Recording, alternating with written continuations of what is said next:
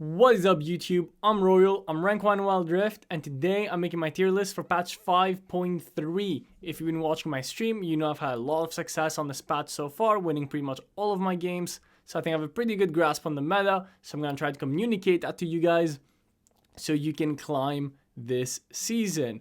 As always, if you disagree with any of my picks, please let me down in the comments. Let's discuss about the meta. Additionally, I want to tell you guys I made a new channel where I'm going to be uploading full gameplays of my games that you can watch and some stream highlights. I'm going to have the link in the description below, so make sure you subscribe so you can see more Royal gameplay. Now let's get on with the tier list. So in top lane, I'm going to have Heimerdinger in the God tier. That's the only big change of this patch. Heimerdinger got released, he's extremely broken. I actually have him in God tier for top lane, mid lane, and support. He's extremely strong. Other than that, you're gonna see the same champions pretty much. I still can't put Kayle in God tier.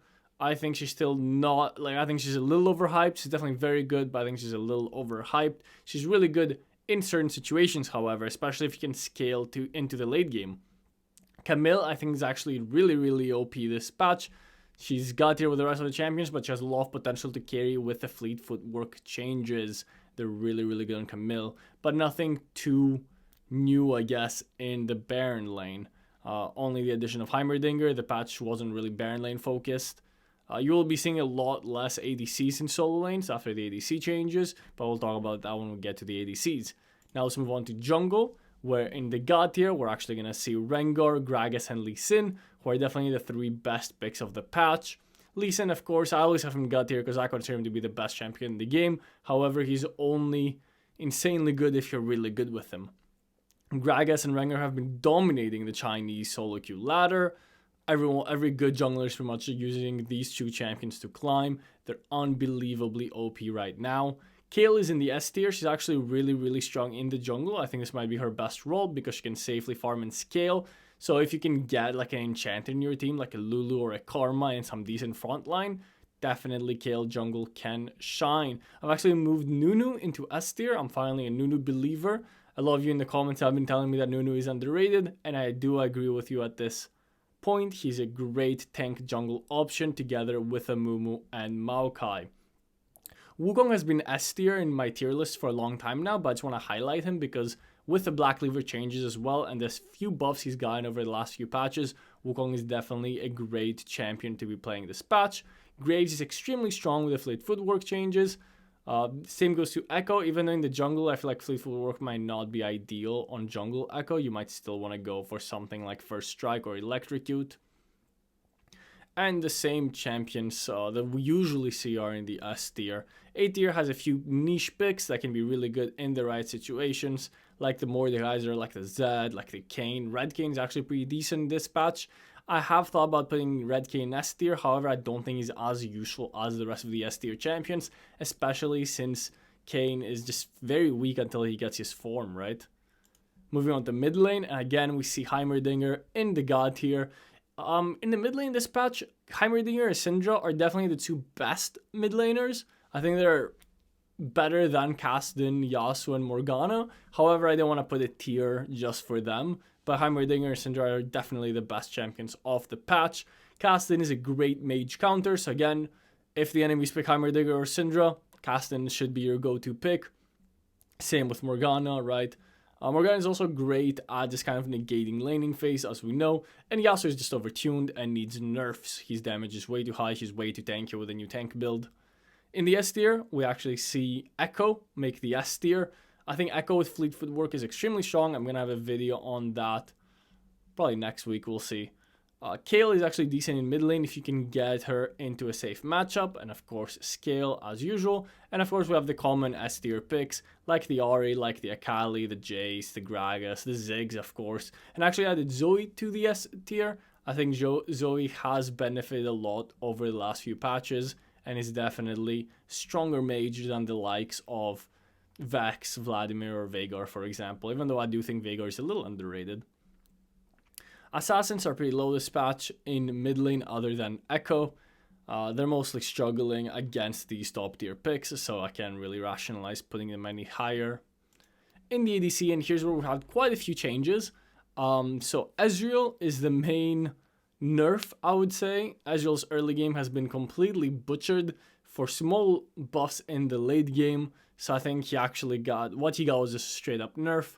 I've been hyping up Ezreal for a while. I still think he's a good pick, but he definitely received some nerfs. The biggest beneficiary of the patch is Xayah.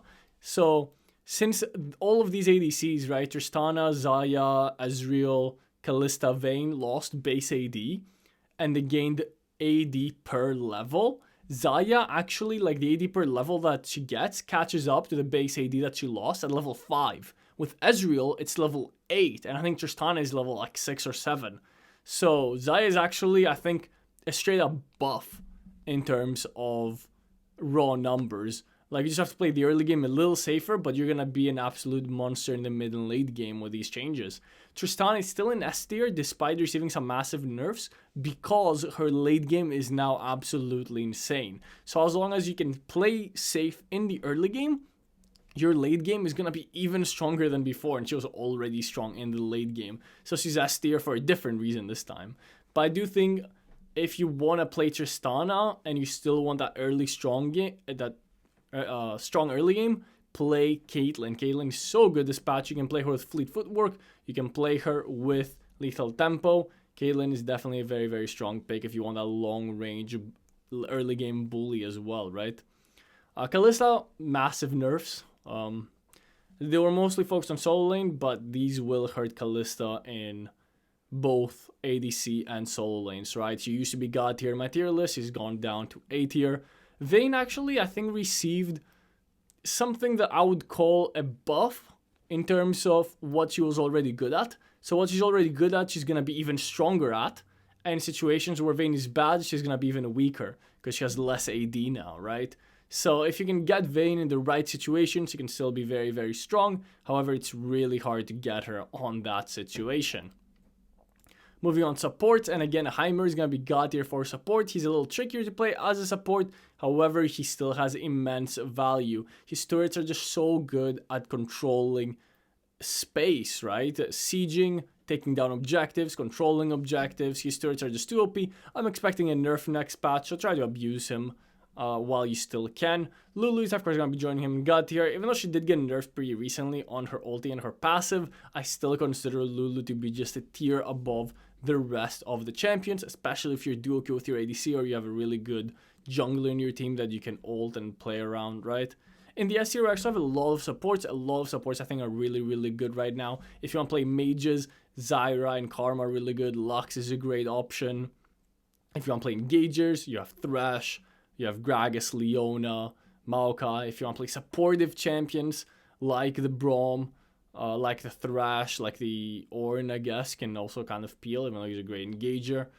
I do think Rakan and Nami are champions that could be in S tier. However, they're really difficult to play. And I feel like there's champions, because a lot of you guys have told me about Nami and Rakan being really good. And I do agree. It's just I base my tier list also on how difficult is it to get value from those champions. For example, why would I play Nami when Karma and Janna can fill a similar role, but it's way easier and it's just as effective, right? You have to be like a 10 out of 10 Nami player just to get the same value as a 3 out of 10 Karma player, if that makes sense.